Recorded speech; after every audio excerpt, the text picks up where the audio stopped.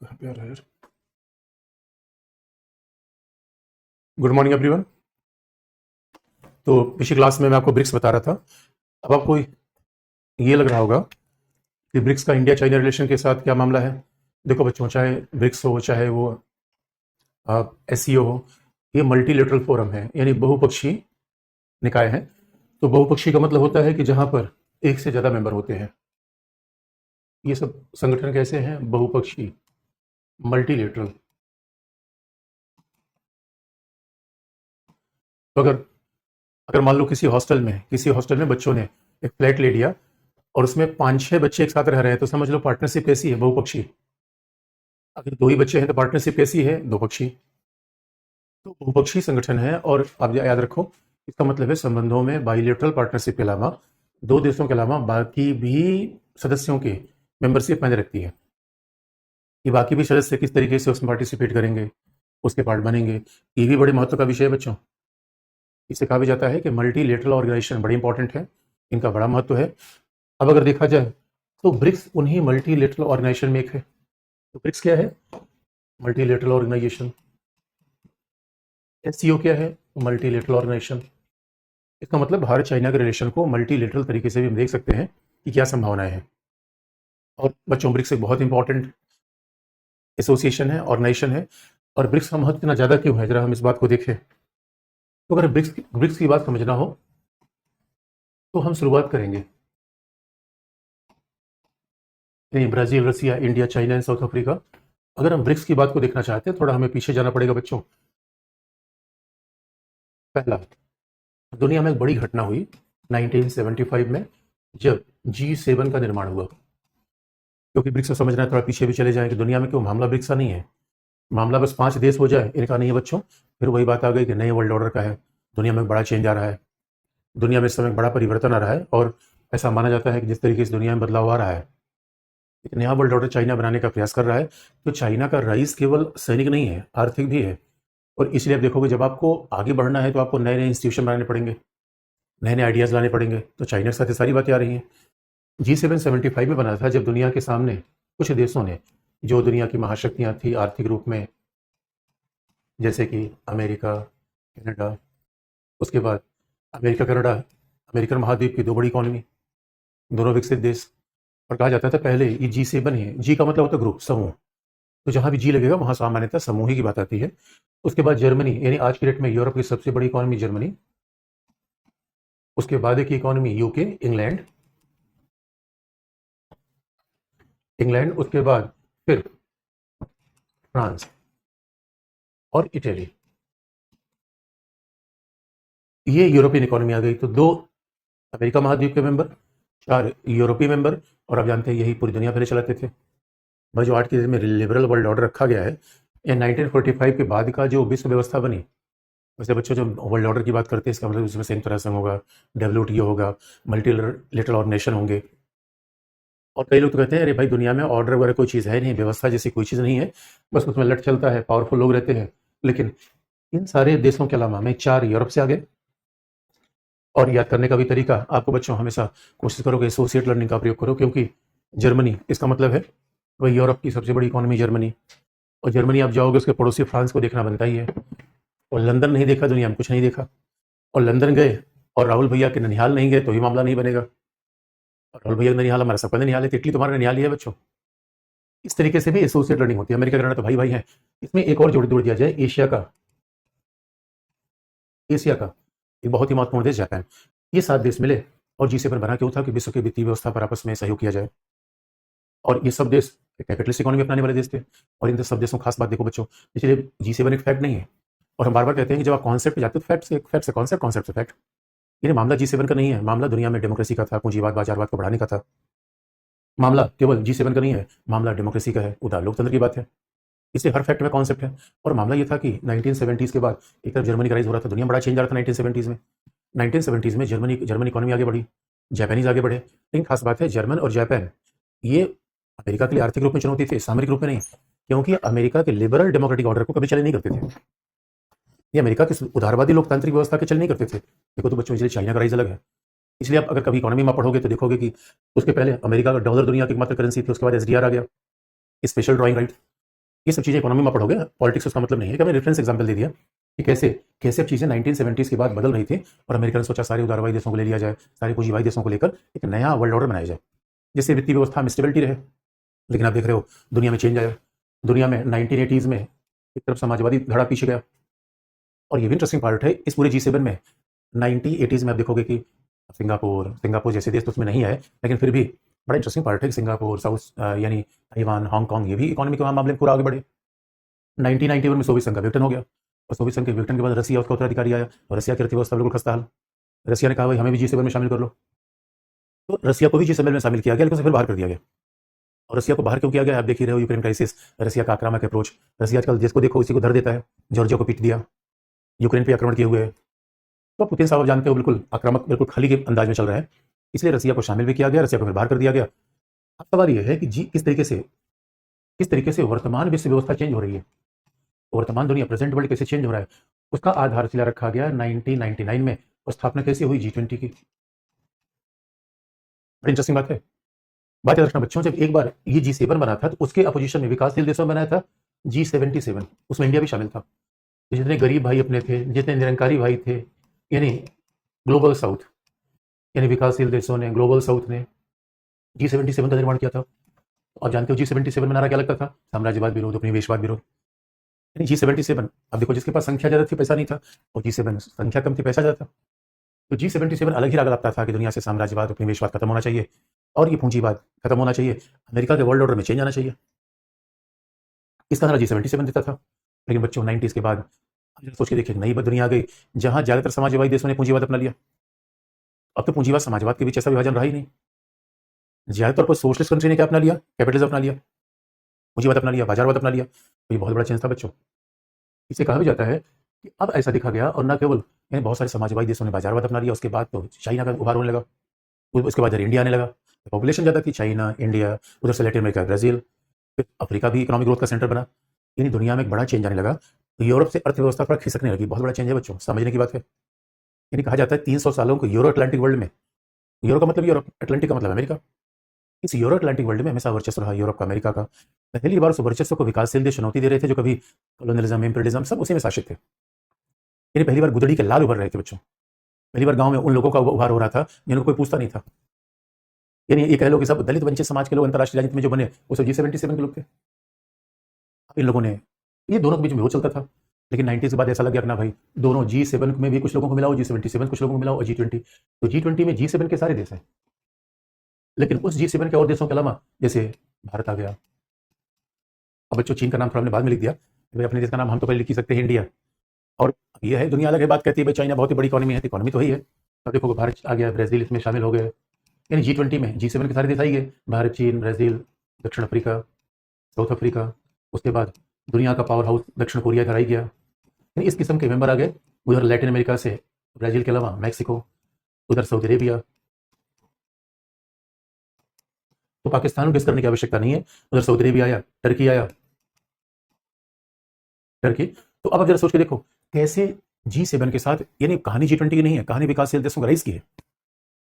तो और आप जानते हो 2008 के बाद दुनिया में और संकट आया। 2008 के बाद जब दुनिया में आर्थिक संकट आने लगा, ऐसा हुआ कि भाई देखो अब G7 नहीं चल पाएगा, G7 का स्थान कौन लेगा? G20। तो 2008 के बाद दुनिया में बड़ा भयंकर आर्थिक संकट आया, इकोनॉमिक क्राइसिस आया। तो 2008 का जो इकोनॉमिक क्राइसिस था उसने दुनिया के सामने और चैलेंज पैदा कर दिया।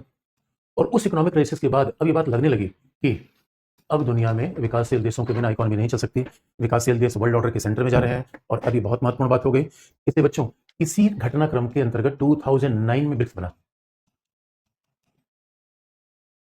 ये पूरा, इसलिए बच्चों इसका मतलब ब्रिक्स नहीं है ये राइज ऑफ ग्लोबल साउथ है, ये ब्रिक्स नहीं बच्चों विकासशील देशों का राइज है, ये ब्रिक्स नहीं है। सच मानो ये अपने आप में चाइना का राइज नहीं, एशिया का राइज है। यानी ब्रिक्स में अफ्रीका, लैटिन अमेरिका, इंडिया, यानी ये बहुत बड़ी घटना है। इसलिए ब्रिक्स का निर्माण होना पूरी दुनिया में इकोनॉमी के सेंटर को चेंज करता है। और जिस व्यक्ति ने इसका नाम दिया, जिम ओनील, उन्होंने एक लेख में इस शब्द का प्रयोग किया, जिम ओनील ने किया। और उन्होंने कहा आने वाले समय में ब्रिक्स देशों की इकोनॉमी इतनी बड़ी होगी कि G7 पीछे हो जाएगा। ये दुनिया में बहुत बड़ा चेंज आएगा। ब्रिक्स आगे आ जाए, एशिया आगे आ जाए, अफ्रीका आ जाए। तो दोस्तों इस कॉन्टेक्स्ट में आप देखो, मामला ब्रिक्स का नहीं है। यानी 21वीं शताब्दी में अगर इंडिया और चाइना मिल जाए तो पूरी दुनिया का सेंटर हमारी तरफ आ जाए। और आप कहोगे सर मिल क्या गया, G20 में भी दोनों हैं। लेकिन अब है तो बच्चों, अब इसी बात को जरा देखो, G20 की मीट हमने की, उसमें चाइना नहीं आया। अब इसका मतलब है कि मल्टीलेटरल ऑर्गेनाइजेशन भी इंडिया चाइना रिलेशन को अच्छा नहीं कर पा रहे हैं। जब अब यही बात तो है कि आप कहोगे कि भाई दोनों मिल जाए दुनिया बदल देंगे, लेकिन सवाल है जो चीन की शर्तें हैं वो मिल कहाँ रहा है। अदरवाइज मौका बड़ा हिस्टोरिकल है, दुनिया में बहुत बड़ा चेंज होने वाला है और ऑलरेडी हो रहा है। लेकिन दुनिया यूरो केंद्रित नहीं रही, अमेरिका का जलवा नहीं बड़ा हिस्टोरिकल है, दुनिया में बहुत बड़ा चेंज होने वाला है और ऑलरेडी हो रहा है। लेकिन दुनिया यूरो केंद्रित नहीं रही, अमेरिका का जलवा नहीं रहा। एक दुनिया में कहावत थी बस, तो लंदन में सूरज नहीं ढलता। अच्छा, एक कहावत इसलिए भी कही गई कि लंदन में सूरज न ढलने के कारण उसकी शक्ति तो थी ही, लंदन में आप जाओगे बड़ा जोग्राफिकल फैक्टर मजेदार आपको मिलेगा। जोग्राफिकल फैक्टर ये है कि लंदन में जो सनराइज होता है, सूरज निकलता है भोर में 4 बजे और रात होती है रात में 11 बजे, यानी वहाँ रात में 10 से 11 बजे सूरज ढलता है रात में, और 4 ही बजे निकल जाता है। तो आप सोच लो जितने भारत में सोने वाले लोग हैं, अगर वो लंदन चले जाए तो उनका साइकिल ही पूरा ब्रेक हो जाता है। और शायद इसीलिए लंदन वालों को सोने का समय कम मिला, तो बड़े बड़े महान काम कर गए। और भारत में तो ठंडी में पूरे 12-12 घंटे की रात है। पता चला बच्चे अब सो ही रहे हैं, शाम को 6 बजे सोना शुरू किए, सुबह 6 तक सो रहे हैं। और उसके बाद फिर तो ये अपने आप में इंटरेस्टिंग पार्ट है कि ये ब्रिक्स बहुत बड़ा मंच है और इस कॉन्टेक्स्ट में इंडिया चाइना को देखना चाहते हैं। बायलेटरल में देख ही लिया भाई, बायलेटरल में देख रहे हैं कहाँ मामला खटपटी वाला है। इस कॉन्टेक्स्ट में भी देखा जाए तो पिछली बार G20 की बैठक हमने कराई, इसलिए बच्चों इंडिया भी मेजर पावर बनना चाहता है, इंडिया की मेजर पावर का आकांक्षा ही है। और बनना क्या चाहते हैं बच्चों, है ही। अच्छा, कुछ लोग तो हमारे एक एक से बावरेपन हमें, कुछ लोग तो हमारे एक एक से बावरेपन में कह देंगे अरे G20 की बैठक की जरूरत क्या थी। और रवीश कुमार तो ये भी कह देंगे G20 की बैठक में हमने बुलाया लोगों को, चांदी के बर्तन में खाना खिलाया। अरे बच्चों याद रखो, बिजनेस करना हो तो मारवाड़ी सीखो, किसी मारवाड़ी गुजराती को मिलो, अरे उधार में बुलाया लोगों को, चांदी के बर्तन में खाना खिलाया। अरे बच्चों याद रखो, बिजनेस करना हो तो मारवाड़ी सीखो, किसी मारवाड़ी गुजराती को मिलो, अरे उधार लेकर भी बड़ी बड़ी कार खरीदेगा। और किसी पंजाबी मारवाड़ी घर में जाओगे उसका ड्राइंग रूम सोफा चमचम करेगा, भले सारा उधार लेकर किया गया हो। अरे बच्चों, जब आप टूटी साइकिल से चलोगे तो कौन आपको लोन देगा। जब टूटी साइकिल चलोगे तो लोग समझ जाएंगे यार इनके पास खुद ही सामान नहीं, क्या बी के बिजनेस करेंगे।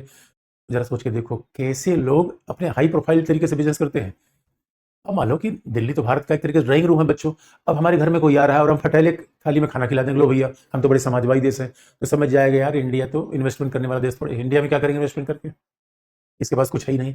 और वो चमचमा के अच्छा, दोस्तों गेस्ट आए, यही तो बिजनेस की टैक्टिस है। जब लोग आए तो ऐसा उनको फंसा लो कि बस समझ जाएगा हाँ यार बड़ा बड़ा अमीर आदमी है, इसके यहाँ इन्वेस्टमेंट करने में फायदे हैं। यानी अगर अमीर आदमी से 2-4 10 रुपए मिले तो उसको 2-4 मिठाई खिला दो, क्या दिक्कत है बच्चों। अरे कई लोग तो इतना इंटरेस्टिंग पार्ट, कई लोग तो बच्चों जन्मजात आईआरसी कहते हैं। कई लोग दुनिया में केवल इसलिए कमाते हैं कि वो पता चल गया आदमी पावरफुल है तो रोज ही गिफ्ट लेके पहुंचे रहेंगे। अरे भैया गिफ्ट, अब बताओ जिसको रोज रोज गिफ्ट दिया जाएगा आप काम नहीं करेगा, और गिफ्ट देंगे 1000 रुपए, काम करा लेंगे लाख रुपए का। ये बिजनेस है बच्चों। रवीश कुमार जैसे लोगों ने नकारात्मक मेंटेलिटी पैदा करके अपने अपने फायदे के लिए देश को ही प्रॉब्लम डाल दिया ऐसे लोगों ने। अब केवल अब इसीलिए बच्चों देखो तर्क, आप देखो मैं तो एग्जाम्पल आपको बताया, आप इसको लाइफ में भी करके देख लो। और ये याद रखना, इसीलिए इसीलिए पुराने जमाने में बड़े लोग होशियार थे, शादी ब्याह होता था क्या करते थे, दूसरे घर का बैल लाके अपने घर के सामने बांध लेते थे। ये इतने होशियार थे, पुराने जमाने के लोग आईआर पढ़े हुए थे। अब आज नए नए बच्चे आ गए, अरे मेरे बच्चों आपकी शादी ब्याह कोई आदमी देखने आया और अपने फटेले रूम में दिखवा दोगे मेज कुर्सी टूटी हुई, तो जो आदमी शादी करने को भाग जाएगा, अरे यार तो बेकार का बच्चा है। किसी कोई आए तो अगल बगल से 2-4 सोफा लेके अपने घर पे रख लो, अरे किसको पता है यार सोफा किसका है, जो दिखता है वो बिकता है बच्चों, ये बिजनेस है। समाजवादी लोग ढह गए लेकिन अभी अकल नहीं आ रही है। और इसीलिए मामला ब्रिक्स का ही नहीं बच्चों, मामला ब्रिक्स का नहीं है। उसके बाद ब्रिक्स ने क्या बना दिया, ब्रिक्स ने बना दिया ब्रिक्स विकास बैंक। 2009 के बाद जैसे इकोनॉमिक क्राइसिस आई और ब्रिक्स ने कहा भाई हमारे बैंक भी होगा, अब क्या बन गया, ब्रिक्स डेवलपमेंट बैंक। इसे न्यू डेवलपमेंट बैंक भी कहा गया। और बच्चों ये बात क्यों इंपॉर्टेंट है, आज भी देखना पूरी दुनिया पर पश्चिम का नियंत्रण क्यों है। अगर आप देखोगे पूरी दुनिया पर अमेरिका का प्रभुत्व कैसे है, how we can say there is a dominance of US. पूरी दुनिया पर अमेरिका का प्रभुत्व कैसे है, अभी आप देखोगे आर्थिक संस्थाओं पर अमेरिका का नियंत्रण है, पूरी दुनिया के इकोनॉमिक इंस्टीट्यूशन पर अमेरिका। और ये इकोनॉमिक इंस्टीट्यूशन कौन है, इकोनॉमिक इंस्टीट्यूशन है आईएमएफ, अंतर्राष्ट्रीय मुद्रा कोष, वर्ल्ड बैंक, अंतर्राष्ट्रीय मुद्रा कोष, विश्व बैंक, इस पे है। अभी भी यूएनओ, संयुक्त राष्ट्र संघ, इस पे किसका प्रभाव है, निश्चित तौर पर अमेरिका का प्रभाव है, संयुक्त राष्ट्र संघ है। उसके बाद आप देखोगे डब्ल्यूटीओ से लेकर सारी संस्थाएं इस पे विश्व व्यापार संगठन,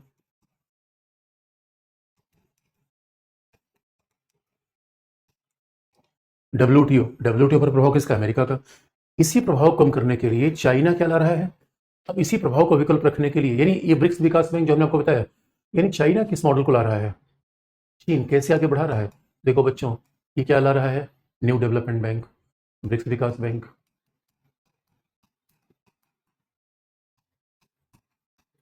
या न्यू डेवलपमेंट बैंक ला रहा है चाइना। फिर चाइना क्या रहा है? AIIB, Asian infrastructure investment bank, एशियाई आधारभूत संरचना निवेश bank,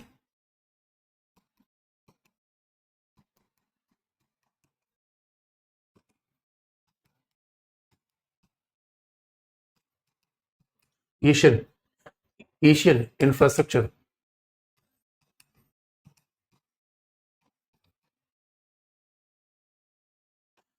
Asian infrastructure investment bank.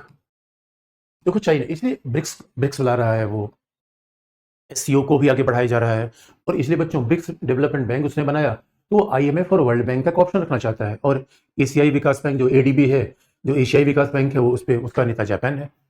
भाई एशिया में सबसे बड़ा जो विकास बैंक है एशियाई विकास बैंक, एशियन डेवलपमेंट बैंक, उसका प्रभुत्व तो जापान के हाथ में है, G7 के मेंबर है। तो बच्चों देखो ये चाइना का प्लान है। और ब्रिक्स विकास बैंक की खास बात है न्यू डेवलपमेंट बैंक, और न्यू डेवलपमेंट बैंक तो एक तरीके से विकासशील देशों का बैंक है। AIIB ये तो केवल चाइना का ही बैंक है। यानी सच मानो बच्चों, बैंक वही स्थापित करता है इसके पास पैसा होगा, बिना पैसे वाला भी बैंक वही स्थापित करेगा इसके पास पैसा होगा। इसलिए देखो अब वो चाइना क्या कर रहा है? ब्रिक्स मेंबरशिप बढ़ा रहा है। मामला ब्रिक्स की मेंबरशिप बढ़ाने का नहीं है, इस बात को इस तरीके से अब देखो, अगर चाइना ब्रिक्स की मेंबरशिप को बढ़ा रहा है, बहुत बड़ा फिर सिग्निफिकेंस है इसका, अपने आप में बहुत बड़ा सिग्निफिकेंस है। कारण अगर चाइना देख लो, अब अभी सब नए मेंबर आ रहे हैं, ब्राजील, रसिया, यानी Ethiopia, Iran, Saudi Arabia, UAE, अब अर्जेंटीना, ऐसे देशों को लगातार वो ब्रिक्स में शामिल कर रहा है। ये तो अभी एससीओ के बाद एससीओ में ही बुला रहा है वो। अब आप ये मामला केवल मेंबर का नहीं है, मामला क्या है? अर्जेंटीना लैटिन अमेरिका का देश, अर्जेंटीना, भाई अर्जेंटीना है, मैक्सिको, ब्राजील, ये आर्थिक रूप में प्रभावशाली देश है। उसके बाद इथोपिया, ईरान, आप देख ही रहे हो कि एंटी ईरान पूरा पूरा पश्चिम एशिया में अमेरिका विरोध को आगे बढ़ाए हुए है। बच्चों में याद रखिएगा, पॉलिटिक्स में कोई चीज़ केवल इकोनॉमिक नहीं होती। तो मेंबरशिप क्यों बढ़ा रहा है? क्योंकि मेंबरशिप बढ़ने का मूल कारण क्या है?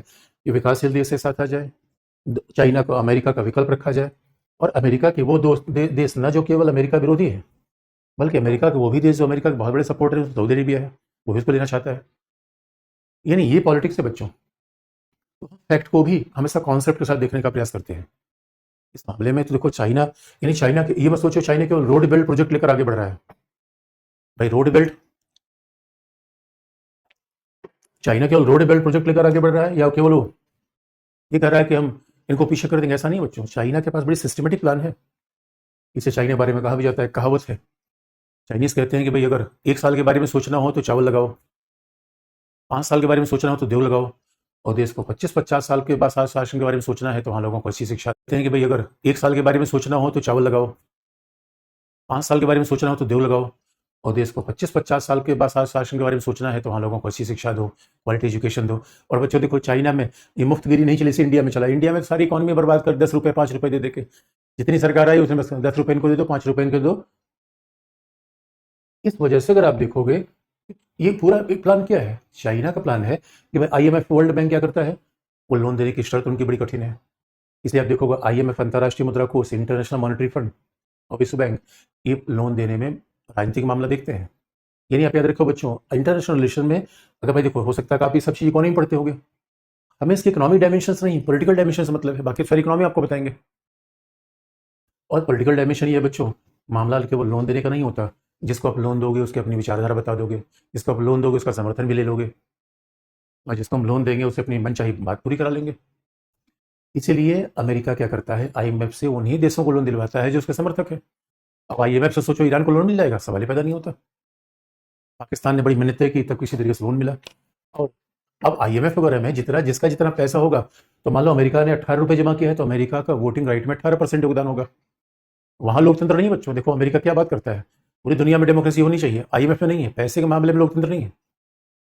लेकिन ब्रिक्स विकास बैंक क्या है? विकासशील देशों का बैंक है, किसमें सभी को साथ रखा जाएगा, सभी को साथ रखा जाएगा, सबके डिसीजन मेकिंग में योगदान समान होंगे।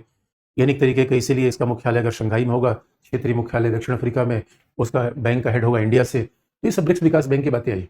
और पर्पज क्या है? विकासशील देशों को आधारभूत संरचना के विकास में सहायता देना, यानी आज इंफ्रास्ट्रक्चर के डेवलपमेंट में सहायता देना, ये ब्रिक्स विकास का बैंक का पर्पज है। लेकिन सवाल ये है, क्या इकोनॉमिक पर्पज है? केवल सड़क बना देना ही पर्पज है? तो बच्चों उसका उत्तर है नहीं। सड़क देना पर पर्पज नहीं है, तो छोटा पर्पज है। बड़ा पर्पज क्या है? बड़ा पर्पज ये है चाइना को प्रभाव बढ़ाना, दुनिया में एक नई इकोनॉमी बनाना, नया वर्ल्ड ऑर्डर बनाना। तो सवाल यही फिर फंस जाता है। तो आप पूछोगे सर ये बताओ इन सबके मुद्दे पे हुआ क्या, आखिर में हुआ क्या? इसलिए बच्चों कभी भी G20 आ जाए, अगर आपको कभी मेंस में G20 की बैठक आ जाए, तो आप जानते हो G20 में अगर आपने केवल लिख दिया मेंबर कौन से है, कब स्थापना हो, इसका मतलब है आप G20 के बारे में नहीं जानते। G20 और G20 को इंडिया ने क्यों आयोजित किया, उसके एग्जाम्पल अलग है। आपको भी G20 के बारे में लिखने के वजह हमेशा कॉन्सेप्चुअल चीज अंडरस्टैंडिंग होनी चाहिए। G20 क्या है? ये चाइना का राइज है, G7 को प्रतिस्थापित करना है, राइज ऑफ ग्लोबल साउथ है, विकासशील देशों का उभार है, इसका महत्व है G20। और G20 क्या है? अब दुनिया में यूरो अटलांटिक दुनिया नहीं रही, और जब तक विकसित और विकासशील देशों में कॉपरेशन नहीं होगा, नॉर्थ एंड साउथ में कॉपरेशन नहीं होगा, तब तक दुनिया का विकास संभव नहीं है। इसलिए G20 है। और स्वाभाविक रूप में इंडिया का क्या फायदा है भाई? इकोनॉमिक, पर्यावरण, यानी इंडिया का एक मेजर पावर के रूप में आर्थिक फायदा होगा, पर्यावरण का फायदा होगा, टेररिज्म को हमने बड़ा इशू बना दिया है, पर्यटन आएगा। बच्चे जरा सोच के देखो, 20 पावरफुल लोगों ने, इतनी बड़ी बात है बच्चों। याद रखना, आपके घर पे छोटे मोटे मोहल्ले के लोग आते रहे अलग बात है, आप घर पे सांसद कोई आ जाए, आप घर पे कोई बड़ा मंत्री आ जाए, दोस्तों उसका महत्व बहुत ज्यादा होता है। तो इसके पहले हमने 83 में एक अंतर्राष्ट्रीय सम्मेलन हमने कराया था, गुड निरपेक्ष आंदोलन का, तो सारे निरंकारी भाई पहुंचे थे। यानी आपकी शादी में नाग नागिन बनने वाले तमाम लोग मिल जाएंगे। अरे सांसद में कोई मंत्री आ गया, सांसद आ गया, उसका महत्व ज्यादा है जो बच्चों की, ये सब फुकरा भाइयों का। तो पहली बार 83 के बाद ऐसा हमारे यहाँ फोरम हो रहा है जिसमें दुनिया के टॉप 20 देश के हेड ऑफ स्टेट एक साथ आ जाते हैं, बहुत रेयर होता है बच्चों। ये एक शोकेस मौसम था, इंडिया ने भी खूब, और 20 G20 का इसका मतलब है कि फिर भारत को एक मौका मिलता है भारत देखने का, भारत के लोकतंत्र को जानने का, कल्चर को जानने का। और यही तो है बच्चों, ब्रांड इंडिया को आगे बढ़ावा दिया जाए, इसे यकीन मानना। इसलिए कहा भी जाता है 2-4 साल पहले मतलब ये हाल था कि इंडिया के पासपोर्ट को देख के लोग इसे किनारे लगा देते थे। शाहरुख खान को अमेरिका के एयरपोर्ट पे खड़ा करके कितने दिन फ्रिस्क किया गया था, शाहरुख खान जैसे हस्ती को। क्यों? हमारे पासपोर्ट की वैल्यू नहीं थी। आज पाकिस्तान का वही हाल है। अरे बच्चों, जब से ये 10 साल से इंडियन पासपोर्ट की वैल्यू बढ़ गई है, विदेशों में जाने वाले इंडियन से पूछो, इंडियन को लोग इज्जत से देखते हैं। और ये जान के सुन के हैरान हो जाओगे, जो पाकिस्तानी विदेश में है वो भी कहता है मैं इंडियन हूँ। वो अपनी पहचान पाकिस्तान नहीं बताता है, क्योंकि जैसे पाकिस्तानी बताएगा लोग डर जाएंगे, अरे यार ये तो आतंकवादी तो नहीं है क्या, ये बम तो लेके नहीं आया। ये हाल है बच्चों। इससे फर्क तो पड़ता है फॉरेन पॉलिसी का। और कहा भी जाता है अरे फॉरेन पॉलिसी आज की दुनिया में बहुत स्ट्रांग होनी चाहिए, लेकिन फिर मामला वही आ गया कि आपको सर चाइना के साथ क्या हुआ। तो सवाल ये है बच्चों, अब देखो इंडिया चाइना का ओवरऑल देख ले, क्या क्या इशू हमने पढ़ा, फिर चाइना के साथ मुद्दा क्या है। तो सवाल है इंडिया चाइना को, क्योंकि अब हम भारत चीन को इतना हमने पढ़ा, तो भारत चाइना को जरा समराइज करने की कोशिश करें।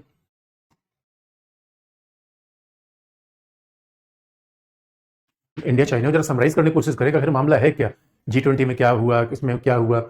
इसका मतलब पहला दोस्तों, इंडिया चाइना का रिलेशन बहुत जटिल है, वेरी कॉम्प्लेक्स। क्यों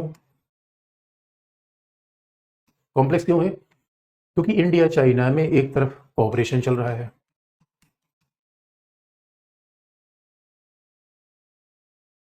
और कोऑपरेशन कहां है बच्चों? व्यापार, ट्रेड। क्योंकि आप जानते हो ट्रेड तो बड़े सारे WTO के नियमों से चलते हैं। ट्रेड इन्वेस्टमेंट ऐसा नहीं है केवल हमारे द्विपक्षीय मामले हैं, और ट्रेड तो ही है इंडिया चाइना के बीच में। दूसरा, और कोऑपरेशन का मंच कहाँ है? ब्रिक्स। और कोऑपरेशन का मंच कहाँ है? SCO। और कोऑपरेशन का मंच कहाँ है? आप कह सकते हो G20। ये तमाम ऐसी चीजें हैं जहां इंडिया और चाइना के बीच में कोऑपरेशन चल रहा है। जबकि आप देखो पाकिस्तान और भूटान जस्ट अपोजिट कंडीशन में है। पाकिस्तान के साथ हमारा कोई कोऑपरेशन नहीं है और भूटान के साथ कोई झगड़ा नहीं है। लेकिन चाइना के साथ वाई इट्स वेरी कॉम्प्लेक्स, क्योंकि एक साथ तो कोऑपरेशन के भी भाई ठीक है तमाम मतभेद है। G20 में चाइना नहीं आया, और G20 में चाइना क्यों नहीं आया बच्चों? और हमने भी G20 में मौका देख के चौका लगाया। इसे G20 में हमने भी अफ्रीकी देशों को बुला लिया, चाइना कहता है गुरु एशिया का नेता बनने की कोशिश करते हो। हमने कहा उसमें कोशिश क्या करना है, हम तो पहले से नेता है। अरे जब तुम लड़ रहे थे तुम्हारे बारे में नेतागिरी हमने की थी। चाइना तो भूल गया बच्चों। जब चाइना पैदा हुआ था तो हमने पूरी दुनिया में हंगामा किया था कि चाइना को सिक्योरिटी काउंसिल मेंबर बनाया जाए, चाइना को संयुक्त राष्ट्र संघ का सदस्य बनाया जाए। ये बात तो हमने कहा था। अब यही बच्चा बड़ा हो गया तो भूल गया। और लेकिन अब बच्चों देखो संघर्ष कहाँ है, कहाँ पे सीधे डिस्प्यूट है।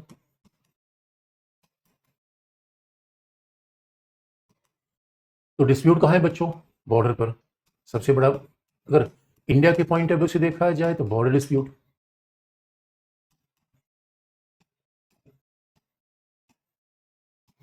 फिर इंडिया के पॉइंट ऑफ व्यू से बॉर्डर डिस्प्यूट है।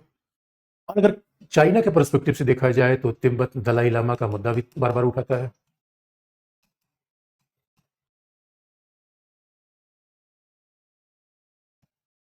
चाइना का दलाई लामा इंडिया में क्यों है। और तीसरी बात, कहीं कहीं जो ट्रेड डिफिसिट, भारत जो मुद्दा उठाता रहता है, व्यापार घाटा, ट्रेड डिफिसिट, तो स्वाभाविक रूप में और क्रमिक। भाई देखो कई के बाद डिफरेंसेस हो सकते हैं लेकिन ये मेजर है। अब सवाल है उसके बाद आप देखोगे बच्चों फिर क्या है, जब विवाद भी है, कॉपरेशन भी है, और कहाँ पे है, कंपटीशन भी है। इसलिए बच्चों बहुत चाइना के साथ मामला बड़ा ही जटिल बन जाता है। और कंपटीशन कहाँ पे है, हिंद महासागर में।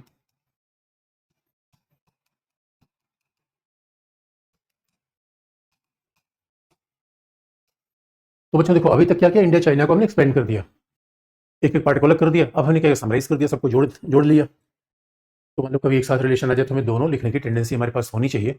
और जब भी कोई चीज़ लिख रहे हो एक्सप्लेन जरूर करो। अब आप कहोगे सर ऐसे उत्तर लिख देंगे, नहीं भाई जब तक दो चार पॉइंट आप नहीं लिखोगे, एनालिसिस नहीं करोगे, बात कैसे बनेगी। पॉइंट्स आपके पास से होने चाहिए, पॉइंट एक दो कम भी कर सकते हो। अगर आपके पास वर्ड लिमिट की प्रॉब्लम आ जाए तो पॉइंट कम कर देना, लेकिन लिखोगे तो ये सारी बातें तो आना ही चाहिए। इसलिए बच्चों इंडियन ओशन में कंपटीशन है। कंपटीशन कहाँ पे है, अफ्रीका में है। अफ्रीका अब और कुल मिला के, और कंपटीशन कहाँ है, वैश्विक नेतृत्व में। यानी वैश्विक दक्षिण कह लो, विकासशील देश कह लो, तीसरी दुनिया के देश कह लो, बात एक ही है, ग्लोबल साउथ का नेतृत्व करने को लेकर।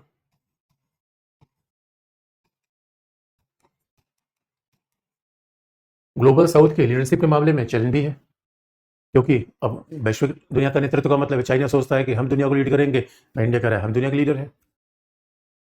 और खासतौर पर विकासशील देशों के यहाँ पे कंपटीशन भी है। इसलिए बच्चों अब बड़ा कॉम्प्लेक्स हो जाता है। इसलिए आप देखोगे इंडिया अमेरिका में एक स्मूथ रिलेशन है, इंडिया जापान एक स्मूथ है, और थोड़े मोड़े हो सकते हैं मामले गड़बड़ हो। भारत और चाइना के बीच बड़ा कॉम्प्लेक्सिटी है। इसका मतलब है हमारे जो आकांक्षा है महाशक्ति बनने की, चाइना उसमें ही बाधक है। चाइना कभी सपोर्ट करता नहीं, चाइना में सिक्योरिटी काउंसिल में सपोर्ट नहीं करता, चाइना में एनएसजी में सपोर्ट नहीं करता। और तो छोड़ो, सपोर्ट करने के बाद तो है कि चाइना लगातार हमारे विरोधियों को सपोर्ट करता है। यानी दुश्मन का दुश्मन दोस्तों दोस्त, और दोस्त का दुश्मन दुश्मन, enemies enemy friend, enemies friend enemy. ये बाकायदा भू राजनीति है बच्चों, ये जियो पॉलिटिक्स है। लेकिन इसीलिए अब इंडिया चाइना का, what is the future of India China, Bharat China का फिर भविष्य क्या है बच्चों। तो आप देखोगे भारत इंडिया चाइना में दो बड़ी समानांतर प्रवृत्ति बनी हुई है बच्चों, दो बड़ी पैरेलल प्रवृत्ति बनी हुई है। और वो पैरेलल क्या है, अब हमें अब आप कह सकते हो कि भाई हमें क्या पॉलिसी करनी चाहिए। तो आप याद रखना बच्चों, इंडिया की पॉलिसी क्या है इसके लिए बहुत क्लियर कट है। लेकिन हमें क्या पॉलिसी करनी चाहिए कि भाई हम ताइवान के साथ संबंध आगे बढ़ाएंगे, अपनी इकोनॉमी को आगे बढ़ाएंगे, बॉर्डर को आगे बढ़ाएंगे, और अमेरिका जापान के साथ स्ट्रेटेजिक पार्टनरशिप इंडिया ये कर रहा है, कनेक्टिविटी इंफ्रास्ट्रक्चर बढ़ा रहा है। यानी भारत अपने मेजर पावर का जो दावा है वो तो आगे बढ़ाएगा बढ़ाएगा। वो चाइना के पीछे होने से, हम चाइना के ऑब्जेक्शन से उसमें पीछे होने वाले नहीं है। लेकिन भविष्य का संबंध कैसा रहेगा, इसे कहते हैं एक तरफ यानी चाइना को हमारी पॉलिसी सीमित करने की भी है, पॉलिसी ऑफ कंटेनमेंट, कई बार इसे कहा जाए परिरोधन की नीति। एक तरफ चीन के प्रभाव को सीमित करना, परिरोधन करना, ये भी हमारी पॉलिसी है। लेकिन दूसरी तरफ एंगेजमेंट, संबंध को बनाए रखना।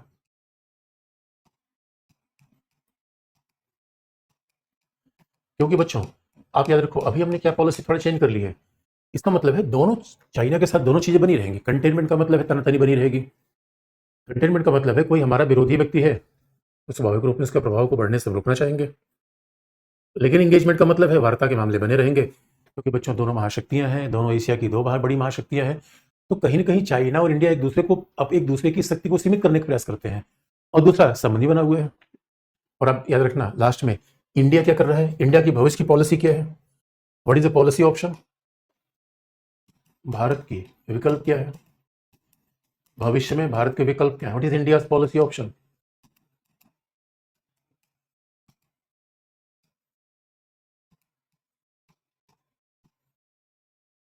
भविष्य में भारत के विकल्प क्या है, what is India policy option बच्चों। तो भविष्य में भारत के विकल्प क्या है, वैसे सीधी सी बात है। पहला, भारत को आर्थिक रूप में आत्मनिर्भर बनाना, इकोनॉमिक सेल्फ रिलायंस, आर्थिक महाशक्ति, आर्थिक निर्भरता।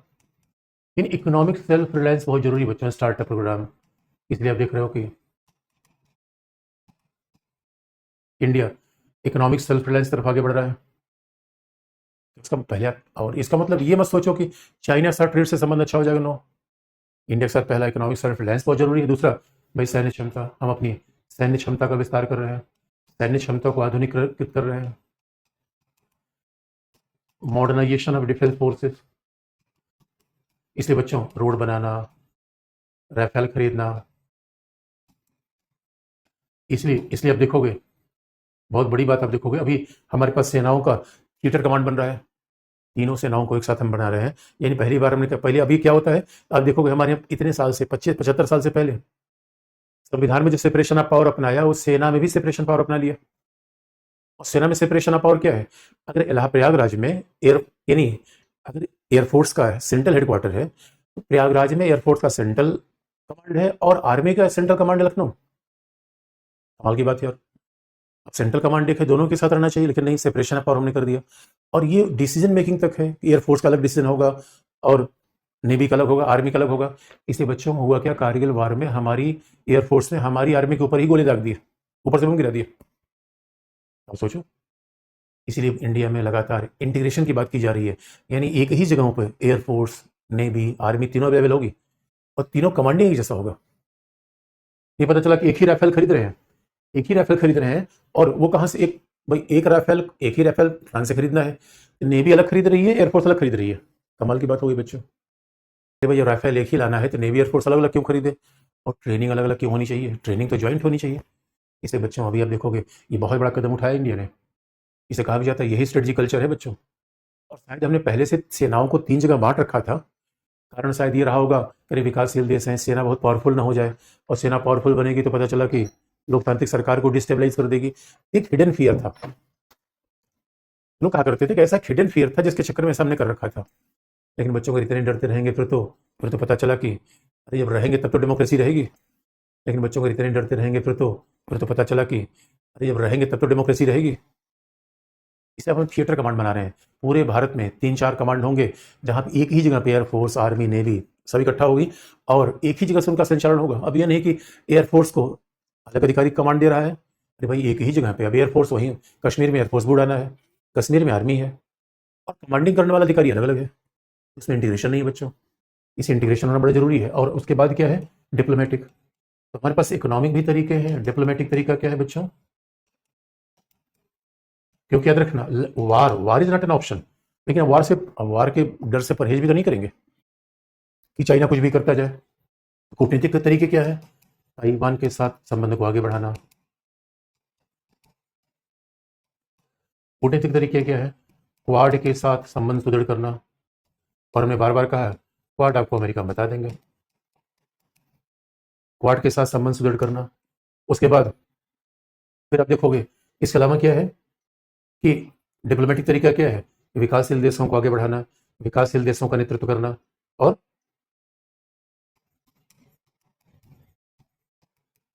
Leadership of global south. इसलिए तो G20 में अफ्रीका के देशों को बुलाया।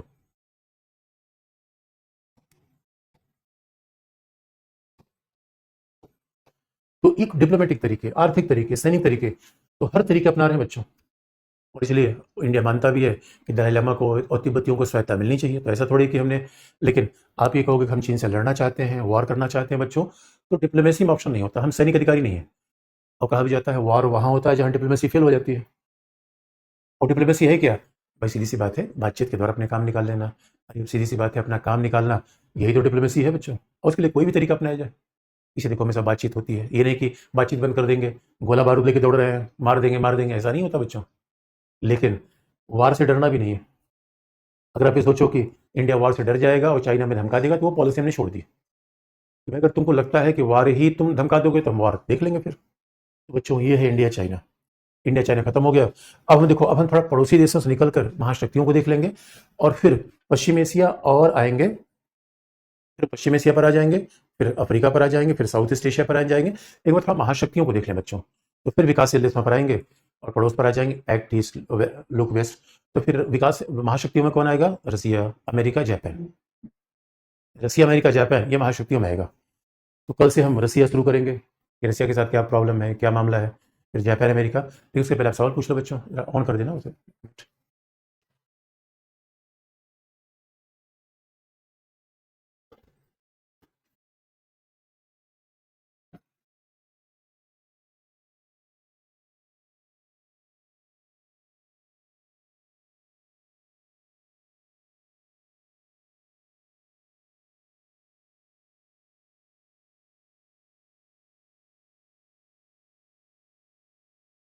अच्छा, थोड़ा किसी थोड़ा बड़ा कर दे कमेंट। किसी बच्चे ने पूछा जापान महाशक्ति कैसे? अरे मेरे बच्चे, देखो महाशक्ति का मतलब क्या होता है भाई? जिसकी इकोनॉमिक, अरे जापान जानते हो, जापान दुनिया का भाई थर्ड लार्जेस्ट इकोनॉमी है। थर्ड लार्जेस्ट इकोनॉमी है और टेक्निकली इतना पावरफुल है कि कहा जाता है, ये कहा जाता है कि जापान से लड़े कोई जापान से लड़ने कोई बसता है, क्योंकि जापान तो क्या करेगा? जापान तो रोबोट लड़ा देता है बच्चों, इसलिए जापान एक महाशक्ति है। दूसरी बात बच्चे, इंटर गवर्नमेंटल ऑर्गेनाइजेशन क्या है मेरे बच्चे? ये इंटर गवर्नमेंटल ऑर्गेनाइजेशन क्या है? जैसे कि जहां भी अनेक, जहां इंटर गवर्नमेंटल ऑर्गेनाइजेशन क्या है? जहां अनेक राज्य हों। जैसे देखो एससीओ क्या है? ये इंटर गवर्नमेंटल ऑर्गेनाइजेशन है। ब्रिक्स है, एससीओ है। जहां अनेक राष्ट्र राज्य मिलकर कोई समूह बनाए, उसी को हम इंटर गवर्नमेंटल ऑर्गेनाइजेशन कहते हैं। किसी बच्चे ने पूछा है यूएसए की भी 5 साल में सरकार बदलती है, फिर विकास होता है, इंडिया में क्यों नहीं? अरे मेरे बच्चों, याद रखना, पहला तो यूएस की सरकार 4 साल बदलती है, लेकिन सामान्यतः अमेरिका में एक राष्ट्रपति 8 साल तक रहता है। लेकिन आप देखोगे अमेरिका इंडिया कंपेरिजन नहीं हो सकता। अरे यार, अमेरिका विकसित देश है, अमेरिका 300 सालों से इंडस्ट्रियलाइजेशन हो चुका है। तो ये बात तो अपने आप में इतना आसान नहीं है। इसलिए इसका किसी बच्चे भारत चीन संबंध को सही कैसे कह सकता है? देखो बच्चों, भारत चीन संबंध को सही करने का एक ही तरीका है, हम भी पावरफुल बने। आप याद रखना, इसीलिए जो परंपरागत हमारी पॉलिसी थी कि नहीं चीन के साथ, आप देखोगे सीमा विवाद को हल करने के लिए कितने तरीके हमने अपनाए थे, गालवान में सब टूट गए। गालवान में सब टूट गए। इसलिए बच्चों, पावरफुल देश को समझाने का एक ही तरीका पावरफुल होना। आप सोच रहे हो कि हम बड़े अच्छे बन के, लोकतांत्रिक बन के और चीन के साथ अच्छी अच्छी बातें करके मामला से हल कर लेंगे? नहीं बच्चों, तो चीन के साथ विवाद को हल करने का एक ही तरीका है कि इंडिया का पावर बढ़ना। जब इंडिया का पावर बढ़ेगा तभी चीन हमारी भाषा समझेगा बच्चों, अन्यथा हम चीन के साथ फिर से पीछे रह जाएंगे। तो किसी बच्चे ने पूछा AIMF की, अरे अंतर्राष्ट्रीय मुद्रा कोष, ये समझ लो दुनिया का सबसे बड़ा बैंक है जो आर्थिक संकट के समय पैसा देता है। याद रखो, जब जब किसी देश के सामने, हमने फिर कहा ये सब आप इकोनॉमी में पढ़ोगे बच्चों, जब किसी देश के सामने भुगतान के संतुलन का संकट पैदा हो जाए, जब किसी देश के सामने भुगतान के संतुलन का संकट का मतलब होता है कि हमने जो किसी विदेशों से पैसा लिया, लेकिन वापस करने के लिए हमारे पास पैसा ही नहीं है। यानी याद रखना भाई, व्यापार क्या होता है? अंतर्राष्ट्रीय व्यापार तो हार्ड करेंसी में होता है, डॉलर पाउंड में। तो मान लो अमेरिका से हमने कोई सामान मंगा लिया और हमारे पास निर्यात उसकी कीमत देने के लिए डॉलर ही नहीं है, तो क्या होगा? भुगतान के संतुलन का संकट, crisis of balance of payment. इस संकट में सहायता कौन देता है? अंतर्राष्ट्रीय मुद्रा कोष, कि भाई अपना पैसा थोड़ा विदेशी मुद्रा दे देगा, अपना राजकोषीय मामला ठीक कर लो। लेकिन उसके बदले क्या करता? IMF निर्देश देता है। इसी बच्चे ने क्वाड क्या है? मेरे बच्चे, कई बार मैंने बता दिया है क्वाड, आगे फिर अमेरिका में विस्तार कर देंगे। मेरे बच्चों, क्वाड क्या है? 4 देशों का जहां 4 यार मिल जाए वही क्वाड है। और 4 यार क्यों मिल रहे हैं? चीन को काउंटर करने के लिए। ये 4 यार हैं कौन? अमेरिका, ऑस्ट्रेलिया, जापान और इंडिया। बाकी आगे बता देंगे मेरे बच्चों। किसी बच्चे G20 बनने का मुख्य लक्ष्य क्या है? या फिर वही बता दो, वो G20 बनाने का मुख्य लक्ष्य है विश्व की वित्तीय व्यवस्था के बेहतर प्रबंध को करना। विश्व में दुनिया के वित्तीय व्यवस्था के प्रबंध को बेहतर करना, यही तो G20 है। वही फाइनेंशियल मामलों पर सहयोग करना, निवेश को बढ़ाने पर, ये किस तरीके से मनी लॉन्ड्रिंग रोकने पर, हर किस्म का सहयोग होता है G20 में। G20 में G7 ग्रुप इंक्लूड है। G20 G7 है। अरे मेरे बच्चों, अरे भाई G7 की बैठक अलग होती है, G20 की अलग होती है। लेकिन संयोग की बात है G20 में जो मेंबरशिप है वही G7 के भी है, लेकिन दोनों की बैठक अलग अलग है और दोनों के एजेंडे थोड़े अलग अलग है। लेकिन आप देखते हो कि आने वाले समय में फिर G20 का महत्व बढ़ता जा रहा है। Does India Russia relation impacting on China India trade policy? Definitely बच्चों, I will tell you Indo Russia relation tomorrow. हम इंडिया रसिया रिलेशन की बात करेंगे, फिर जापान पर आएंगे, फिर अमेरिका एक बार महाशक्ति देख लेंगे, फिर विकासशील देश देखेंगे। तो ये बिल्कुल इम्पैक्ट करता है, क्योंकि India China relation India Russia से भी इम्पैक्टेड है, इंडिया अमेरिका से भी इम्पैक्टेड है, तो सब में फिर चाइना आ जाएगा। अभी तो हमने चीन चाइना को ही केवल देखा। तो डिप्लोमेसी क्या होती है बता दीजिए? अरे मेरे बच्चे, नो किसी से नोट्स लेने के लिए उसको चाय पिला देना डिप्लोमेसी है। किसी से कोई सामान लेने के लिए, नोट्स लेने के लिए क्या करना? चाय पिला देना है, डिप्लोमेसी है बच्चों। यानी अपना काम निकालने के लिए प्रयास। किसी बच्चे ने पूछा ग्लोबल साउथ क्या है? अरे मेरे बच्चे याद रखना, देखो ग्लोबल साउथ का मतलब क्या है, कभी देखना। यानी अपना काम निकालने के लिए प्रयास। किसी बच्चे ने पूछा ग्लोबल साउथ क्या है? अरे मेरे बच्चे याद रखना, देखो ग्लोबल साउथ का मतलब क्या है, कभी देखना। दुनिया का मैप उठाना, जो तुम्हें दक्षिण गोलार्ध में देश दिखेंगे वो सब गरीब देश दिखेंगे, ऑस्ट्रेलिया के अलावा। और जो नॉर्थ हेमिस्फीयर उत्तरी गोलार्ध में देश दिखेंगे वो कैसे दिखेंगे? वो सब अमीर दिखेंगे। इसलिए विकसित देशों का नाम है उत्तर और विकासशील देशों का नाम कहलाता है दक्षिण। सांस्कृतिक कूटनीति से संबंध बेहतर बनाए, हाँ मेरे बच्चों देखो, सांस्कृतिक कूटनीति से बेहतर बनाए जा सकते हैं। ठीक वैसे जैसे आप सोचोगे कि पड़ोस के यहाँ रामायण हो रहा है, कोई धार्मिक कार्यक्रम हो रहा है, और वहां जाके संबंध अच्छा बना लोगे। अरे मेरे बच्चों, जब तक राइफल साथ में नहीं रखोगे, रामायण कहने से संबंध अच्छा नहीं होगा, याद रखना। तो मैं ये नहीं कह रहा हूँ सांस्कृतिक संबंध ठीक। अरे किसी के विवाह शादी में चले गए, सांस्कृतिक संबंध है, और विवाह शादी में गए फुकड़ तरह घूम रहे हो, अरे रिवाल्वर भी तो रखना पड़ेगा बच्चों। किसी बच्चे ने पूछा अगर इंडिया में गठबंधन सरकार बनती है तो क्या हमारा विकास बाधित होगा? अरे अनडाउटली इसमें कोई सवाल ही नहीं है मेरे बच्चों। इसका ब्रिक्स का कार्य क्या है मेरे बच्चे? देखो ब्रिक्स का कार्य क्या है? विकासशील देशों की आधारभूत संरचनाओं के विकास के लिए सहायता देना।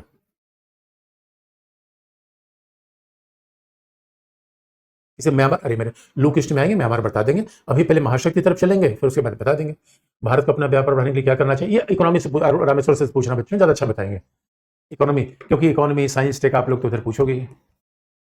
किसी बच्चे भारत को अपना व्यापार बढ़ाने के लिए क्या करना चाहिए, ये इकोनॉमी से रामेश्वर से पूछना बच्चों, ज्यादा अच्छा बताएंगे इकोनॉमी, क्योंकि इकोनॉमी साइंस टेक आप लोग तो उधर पूछोगे ही। किसी बच्चे ट्रेड ट्रेड डिफिसिट, अरे मेरे बच्चे इकोनॉमी शायद मेरे बच्चों ने नहीं पढ़ी अभी। अरे ट्रेड डिफिसिट का मतलब होता है मेरे बच्चे, आयात कम करना, निर्यात आयात ज्यादा करना, निर्यात कम करना, ट्रेड डिफिसिट। अरे भाई मान लो हमने 100 रुपए का दुनिया से सामान मंगाया और 50 रुपए का बेचा, कुल मिलाकर घाटा 50 रुपए का हुआ। इसे कहते हैं आयात में क्या होता है? Trade deficit. किसी ने कहा परिरोधन यही है मेरे बच्चों कि पड़ोस के किसी व्यक्ति को बांध दीजिए। कैसे बांधो? रस्सी से नहीं, दूसरे के साथ मिलकर उसको कंट्रोल करिए, उसके उसके इस प्रभाव को कम करिए। किसी कितने क्लास रह गई? अरे बच्चे अभी चिंता मत करो, अब आगे बढ़ने दो ना क्लास। अभी देखो, अभी पढ़ तो लो यार, हड़बड़ी मत करो। जब क्लास खत्म हो जाए मैं बता ही दूंगा, बहुत ज्यादा क्लास नहीं चलेगी, लेकिन अब SEO बता दीजिए। अरे मेरे बच्चे देखो, अब SEO पिछली क्लास में मैंने बताया था, इसलिए देखो अब ऐसे अगर पिछली वाली बात भी फिर बार बार पूछोगे, फिर क्लास कैसे आगे बढ़ पाएगी? तो मेरे थोड़ा पढ़ के भी आओ यार। सर ये चीन UN किसी नियम का पालन नहीं करता तो वीटो पावर क्यों दिया गया? अब दोस्तों यही तो बात है, अब यही तो दुनिया का दुर्भाग्य है कि जब अंपायर ही खिलाड़ी बन जाए क्या करोगे बच्चों? हमने सोचा था, अंपायर बनाया था कि दुनिया में शांति आएगी, लेकिन अंपायर अपने आप में गड़बड़ा गया। किसी बच्चे ब्रिक्स हेड ऑफिस हेड, अरे मेरे बच्चे ब्रिक्स हेड ऑफिस संघाई में है, और जो मुख्य उसका बैंक अधिकारी है वो इंडिया का है, क्षेत्रीय कार्यालय दक्षिण अफ्रीका में है। भारत गठबंधन सरकार क्यों अच्छा नहीं है? अरे चल ठीक, अरे मेरे बच्चे बहुत सिंपल सी बात है यार। अब ये बताओ, तुम्हारे परिवार में 5 लोग निर्णय लेंगे या 1 लोग निर्णय लेंगे? आप ऐसे निर्णय कर लो, तुम्हारे परिवार में तुम्हारी शादी होनी है और निर्णय 5 लोग ले रहे हैं, आपको सर ये कौन सा तरीका है? अरे निर्णय 1 को लिया जाए, 5 लोग निर्णय जिस क्लास में लेने लगेंगे, अरे मेरे बच्चों की शादी हो नहीं पाएगी, याद रखना। ये गठबंधन सरकार में होता है। किसी बच्चे what is difference between G77 G7? अरे मेरे यार, G77 क्या है? ग्लोबल साउथ का है, विकासशील देशों का है। G7 स्वाभाविक रूप में अमेरिका का है और विकसित देशों का है। G7 औद्योगिक देशों का है, G77 विकासशील देशों का है।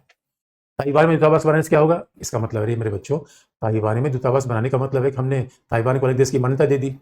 तो ये भी करना ठीक नहीं है, क्योंकि याद रखो, किसी भी पावरफुल देश से सीधा टकरा जाना ये बुद्धिमत्ता नहीं है।